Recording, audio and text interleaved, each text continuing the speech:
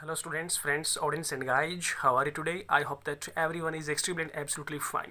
मैं प्रवेश कुमार आप सभी का आप सबके अपने चैनल इंग्लिश विद परवेश में मोस्ट वेलकम करता हूं और आशा करता हूं मेरे एफर्ट्स मेरे कंटेंट्स आपकी लाइफ में नॉलेज इंप्रूवमेंट में काफ़ी यूजफुल और बेनिफिशियल प्रूव होंगे। सो गाइज आज हम डिस्कस करने वाले हैं क्लास 11th की फर्स्ट बुक हॉर्नबिल का 8th चैप्टर, लास्ट चैप्टर। इसके बाद आपकी फर्स्ट बुक कंप्लीट हो जाएगी हॉर्नबिल।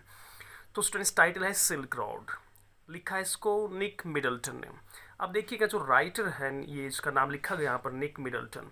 अब निक का जो मीनिंग होता है, अगर हम मीनिंग की बात करें तो इसका मीनिंग होता है छेद, और ये एक नाउन है स्टूडेंट्स।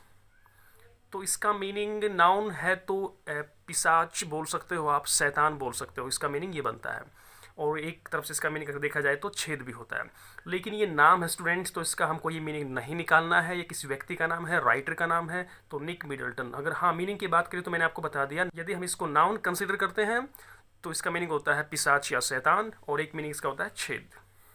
तो स्टूडेंट्स ये जो चैप्टर है ये आपके एग्जाम के पॉइंट ऑफ व्यू से काफ़ी इंपॉर्टेंट है। फाइनल पेपर में इस चैप्टर में से क्वेश्चंस आने की जो प्रोबेबिलिटी है वो ज़्यादा है। तो स्टूडेंट्स यदि आप चाहते हो कि चैप्टर आपको प्रॉपर्ली समझ आए, आपकी स्ट्रॉन्ग ग्रिप इस चैप्टर पर बने और इस चैप्टर से पूछा गया कोई भी क्वेश्चन ऐसा ना हो जिसका आप आंसर ना दे पाओ फाइनल पेपर में, राइट, तो प्लीज़ इसको starting to ending intensively watch and constantly watch कीजिएगा। और एट लास्ट आपको लगेगा आपको प्रॉपर्ली समझ आ गया स्टूडेंट्स, आपकी स्ट्रॉन्ग ग्रिप्स पर बन गई है, तो प्लीज़ इसको लाइक जरूर कीजिएगा, ज़्यादा से ज़्यादा इसको शेयर कीजिएगा और सब्सक्राइब करना बिल्कुल ना भूलेगा स्टूडेंट्स। सब्सक्राइब के साइड में जो बेल आइकन उसको प्रेस कर दीजिएगा ताकि हर रोज आने वाली नोटिफिकेशन आपको बिल्कुल सही टाइम पर मिल जाए। और स्टूडेंट्स कमेंट्स भी किया करो, आपके कमेंट्स से वीडियो मेकर का कॉन्फिडेंस बूस्ट होता है, मुझे फीडबैक मिलता रहता है कि आपको कहाँ डाउट है कहाँ डाउट नहीं है। तो प्लीज़ ये आपकी ड्यूटी है, इसको आप अपनी ड्यूटी समझा करो। तो students come to the point पर आते हैं और डिस्कस करते हैं the last chapter of the first book Hornbill silk road written by Nick Middleton. Okay, तो स्टूडेंट्स ये स्टोरी किस चीज़ पर बेस्ड है जाना बहुत ज़रूरी है। इस स्टोरी में जो राइटर है, ये जो ऑथर है, वो इस चैप्टर में कह सकते हो, इस लेख में उसने अपने रीडर्स से, अपने पाठकों से अपनी एक जर्नी का, अपनी एक यात्रा का एक्सपीरियंस शेयर किया है। यात्रा का पूरा एक्सपीरियंस भी शेयर नहीं किया, उस यात्रा का एक छोटा सा हिस्सा शेयर किया है। वो यात्रा माउंट कैलाश के स्टूडेंट्स, वो माउंट कैलाश की यात्रा करता है, यानी कि आप ये मान सकते हो कि तीर्थ यात्रा करता है, पद यात्रा करता है, माउंट कैलाश की चढ़ाई करता है, जिसको स्थानीय भाषा में कोरा कहा जाता है, KORA। ये कोरा शब्द आपको आगे मिलेगा पढ़ने के लिए, तो वहाँ को कन्फ्यूज नहीं होना है। कोरा का मतलब क्या होता है कि तीर्थ यात्रा जो होती है वहाँ उसकी हम जो चढ़ाई करते हैं, जैसे माउंट कैलाश की तीर्थ यात्रा कर रहे हैं तो वहाँ पद यात्रा करना, उसकी चढ़ाई करना, तो उसको कोरा बोलते हैं स्थानीय भाषा में। तो स्टूडेंट्स इस चैप्टर में जो ये ऑथर है उसने अपनी इस जर्नी का, इस यात्रा का छोटा सा हिस्सा शेयर किया है। तो देखते हैं, डिस्कस करते हैं। Brief introduction to the chapter, chapter का एक ब्रीफ इंट्रोडक्शन आप पढ़ने वाले हो, और इसमें कंप्लीटली जितने मेन पॉइंट्स हैं चैप्टर के स्टोरी के वो सभी के सभी मैंने इसमें इंक्लूड किए हैं, राइट। और आपको ये प्रॉपरली समझ आएगा, और यदि ये इंट्रोडक्शन आपको समझ आता है तो फिर क्वेश्चंस जो इस टेक्स्ट पर बेस्ड हैं उनमें कोई डिफिकल्टी बचती नहीं है, राइट। तो इसको ध्यान से सीखिएगा students. This chapter forms only a small part of the author's travelogue. Travelogue का मतलब होता है स्टूडेंट्स यात्रा वृत्तांत, यानी कि जो चैप्टर है, ये जो लेख है, इस लेख में ऑथर की जो यात्रा है, उसकी जो जर्नी है, उसका एक छोटा सा हिस्सा, स्मॉल पार्ट लिया गया है, राइट। जैसे मैंने आपको कहा कि इस चैप्टर में, इस लेख में जो लेखक है वो अपनी जर्नी का, अपनी यात्रा का, जो माउंट कैलाश को वो यात्रा करता है, कोरा करता है, उसका एक छोटा सा हिस्सा उस यात्रा का वो अपने पाठकों से शेयर करता है। He was following the same route, वह उसी मार्ग को फॉलो करता है, यानी कि वह उसी मार्ग से जा रहा था। रूट देखिएगा स्टूडेंट्स, अब यदि मैं ऐसे लिखता हूँ ROUT, तो इसको हम बोलेंगे राउट। राउट यानी कि यदि ये नाउन का काम करता है तो इसका मतलब होता है भीड़, यानी कि आप क्राउड बोल सकते हो। और ये वर्ब का भी काम करता है, वर्ब का काम करता है तो इसका मतलब होता है भगाना, यानी कि हरा देना। और अब ये लिखा हुआ रूट, रूट होता है रास्ता है, मार्ग। अब ये रूट यदि नाउन का काम कर रहा है स्टूडेंट्स तो इसका मतलब होता है रास्ता है, मार्ग।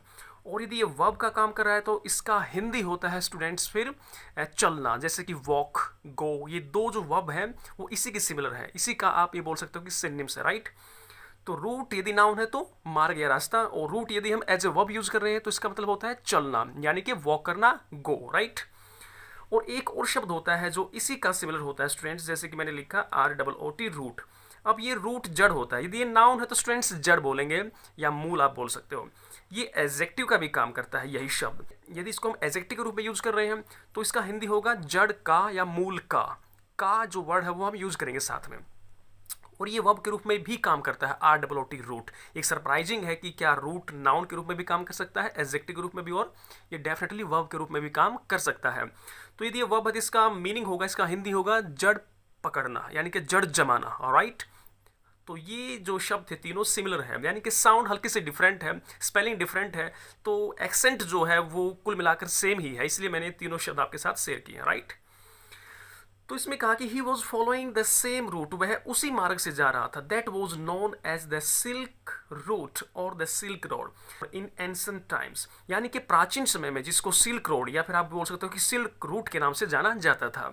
यानी कि जिस मार्ग से लेखक जा रहा है कोरा करने के लिए, वो यात्रा कर रहा है, वो माउंट कैलाश जाने की तैयारी कर रहा है, जिस रास्ते से वो जा रहा था, वो जो रास्ता स्टूडेंट्स वो प्राचीन समय में उसको सिल्क रोड के नाम से जाना जाता था। अब देखिएगा, ये जो एंशियंट नहीं होता स्टूडेंट, CIENT को शियंट नहीं बोलते हैं, क्योंकि स्ट्रेस सी पर नहीं है, स्ट्रेस AN पर है। तो अगर इस पर स्ट्रेस नहीं है तो इसको शियंट नहीं बोल सकते, इसको शंट बोलेंगे। तो एनशंट एग्जैक्ट जो एक्सेंट होता है इंग्लिश वर्ड का, जो प्रोनाउंसिएशन होता है, वो जाना बहुत ज़रूरी होता है। यदि हम किसी वर्ड का प्रोनाउंसिएशन सही नहीं कर रहे हैं तो फिर वो ऑकवर्ड लगता है, यानी कि शब्द इंग्लिश का है और उसका जो एक्सेंट होता है वो हिंदी की जो उसकी ट्यूनिंग आ रही है तो वो रॉन्ग हो जाएगा फिर। राइट, तो प्रोनाउंसिएशन बहुत इंपॉर्टेंट चीज़ है। तो एंशिएंट टाइम्स यानी कि प्राचीन समय में जिस मार्ग से लेखक उस यात्रा को पूरी करने के लिए जा रहा था, उस मार्ग को प्राचीन समय में सिल्क रूट या फिर आप ये बोल सकते हो सिल्क रोड के नाम से जाना जाता था। Right, it was a trade route, यह एक व्यापारिक रास्ता था, व्यापारिक मार्ग था। That linked China with the west, यानी कि इस रास्ते ने चीन को पश्चिमी देशों के साथ जोड़ा था। राइट, यानी कि वेस्ट का मतलब क्या है, पश्चिमी कंट्रीज से रिलेटेड। राइट, तो इस रास्ते ने, जिस रास्ते से वो राइटर जा रहा है, उस रास्ते ने चाइना को, चीन को पश्चिमी देशों से जोड़ा था। It was A 6400 kilometre. अब देखिएगा ये जो शब्द लिखा है CARAVAN, ये कैरावां, तो कैरावां जो ये एक्सेंट है स्टूडेंट्स, ये अगर हम इसको इंग्लिश ट्रांसक्राइब कर रहे हैं शब्द को तो इसको बोलेंगे कैरावां। राइट, यदि इसको हम हिंदी ट्रांसलेट कर रहे हैं तो इसको कारवां बोलते हैं, काफिले जिसको बोलते हैं। तो इसमें कहा गया कि इट वॉज ए 6400 किलोमीटर कारवा ट्रैक, ये 6400 किलोमीटर लंबा बैलगाड़ियों का या फिर आप ये बोल सकते हो कि घोड़ा गाड़ियों वाला रास्ता था। बिगनिंग फ्रॉम सियान China and ending at the Mediterranean, ये देखिए स्टूडेंट्स, ये जो शब्द है मेडिटेरेनियन, ये एक एडजेक्टिव के रूप में काम कर रहा है, और इसका जो हिंदी होता है वो होता है अभ्यंतरिक, यानी कि आप बोल सकते हो भूमध्य। राइट, इसका एक सेकंड शब्द भी आप यूज करते हो इंडोर, इसको इंडोर बोलते हैं, यानी कि ये भी एडजेक्टिव है और ये भी एडजेक्टिव, आप इस शब्द को रिप्लेस कर सकते हो इंडोर से। राइट, तो इन दोनों का मतलब क्या होता है, अभ्यंतरिक, यानी कि आप ये बोल सकते हो कि भूमध्य। ओके, सी समुद्र, जो चीन में सियान से शुरू होकर अभ्यंतरिक समुद्र तक जाता था, यानी कि भूमध्य सागर तक जाता था। It came to be called silk route because along this route silk came westward while wool gold silver Christianity and Buddhism went eastward. यानी कहने का मतलब क्या स्टूडेंट्स, इसे सिल्क मार्ग इसलिए कहा जाता था बिकॉज क्योंकि अलॉन्ग दिस रूट, इस रूट पर सिल्क केम वेस्टवर्ड, यानी कि जो रेशम था, जो सिल्क था स्टूडेंट्स, वो पश्चिमी देशों तक लाया जाता था। अभी देखिए जो टाइटल है इसका सिल्क, सिल्क का मतलब होता है रेशम। ऑलराइट, और यदि ये एडजेक्टिव के रूप में काम कर रहा है तो इसका हिंदी होता है रेशमी, यानी कि नाउन है सिल्क तो रेशम और एडजेक्टिव है तो रेशमी। अब ऐसा एक शब्द होता है स्टूडेंट्स MUSLIN, इसको मजलिन बोलते हैं, ये होता है मलमल। ऑलराइट, और एक शब्द होता है वेलवेट, VELVET, वेलवेट होता है स्टूडेंट्स मखमल। अब वेलवेट यदि नाउन है तो मखमल होता है, यदि ये एडजेक्टिव है तो मखमली आप बोल सकते हो।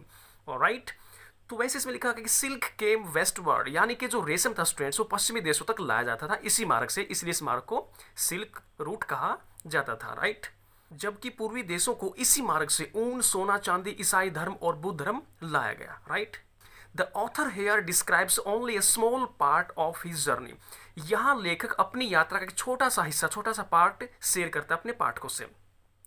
फ्रॉम राव, ये राव क्या स्टूडेंट्स, राव एक जगह है, ए स्मॉल माउंटेन विलेज, एक छोटा सा पहाड़ी गांव, टू दार्चन, यानी कि जो राइटर है, जो ऑथर है, वो अपनी जर्नी जो है वो शेयर करता है, यहाँ पर अपनी यात्रा का छोटा सा हिस्सा शेयर करता है।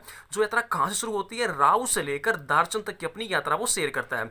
ये राव क्या स्टूडेंट्स, एक छोटा सा पहाड़ी गांव है, और दार्चन कहाँ है, at the foot of mount Kailash, यानी कि पर्वत चोटी कैलाश के दामन में उसकी तलहटी में बसा हुआ एक छोटा सा कस्बा दार्चन। ओके, हिज टैक्सी ड्राइवर सेतन, देखिएगा सेतन, अब इसमें टी साइलेंट है स्टूडेंट्स। राइट, टी एस के कॉम्बिनेशन में हमेशा टी साइलेंट होता है, जैसे मैंने लिखा सुनामी, TSUNAMI, तो सुनामी है, ये टी इसमें साइलेंट है, लिखा जाता है लेकिन साइलेंट होता है। तो हिज टैक्सी ड्राइवर, उसका taxi driver Tsetan, who had brought him all the way from Lhasa, जो उसको लासा से वहाँ लाया था, वेंट बैक, वापस चला गया। यानी कि देखिए उसको वहाँ लाने का काम किसका था, उसका टैक्सी ड्राइवर, उसने टैक्सी वहाँ से हायर की और टैक्सी ड्राइवर जिसका नाम क्या था, सेतन, सेतन उसको लासा से लेकर वहाँ तक आया था, right. Went back after dropping him at Darchen, Darchen में उसको वहाँ ड्रॉप किया और वापस वो चला गया। कौन, उसका टैक्सी ड्राइवर। देखिएगा स्टूडेंट्स, वहाँ वो जो मार्ग था उसके लिए बिल्कुल उसके लिए वो अनजान था। तो उसके साथ वहाँ से दो व्यक्ति होते हैं, एक उसका जो है गाइड है जिसका नाम डेनियल है, एक वो राइटर खुद है, और टैक्सी ड्राइवर सेतन। तो सेतन उसको वहाँ से लेकर चलता है लासा से और दार्चन में उसको वो ड्रॉप करता है, उसके बाद वो वापस चला जाता है। फ्रॉम हेयर, यहाँ से the author intended to do the kora pilgrimage on foot the mount Kailash after rest of a day or two. यहाँ से लेखक एक या दो दिन वहाँ आराम करेगा, आराम करने के बाद ऑथर इंटेंडेड, ऑथर का फिर इरादा था आराम करने के बाद टू डू द कोरा, कोरा करने का, यानी कि पिलग्रिमेज जो है स्टूडेंट्स वो तीर्थ यात्रा, यानी कि एक नाउन का भी काम करता है। इसको पिलग्रिमेज नहीं बोलते स्टूडेंट्स, एज नहीं कहेंगे इसको, इज होता है ये, राइट, पिलग्रिमेज, राइट। तो ये नाउन का काम कर रहा है तो तीर्थ यात्रा होता है, तीर्थ गमन करना होता है। यदि ये वर्ब का काम करता है स्टूडेंट्स तो इसका मतलब होता है तीर्थ यात्रा करना, नाउन है तीर्थ यात्रा और वर्ब है तीर्थ यात्रा करना। तो राइटर ने क्या किया, वहां दार्चन में वो एक या दो दिन रुका, आराम करने के बाद जो राइटर का इरादा था फिर कोरा करने का, यानी कि जो माउंट कैलाश की उसको चढ़ाई करनी है, पद यात्रा करनी है, उस पवित्र यात्रा को पूरा करना है, तो वो उसने स्टार्ट कर दिया फिर, राइट।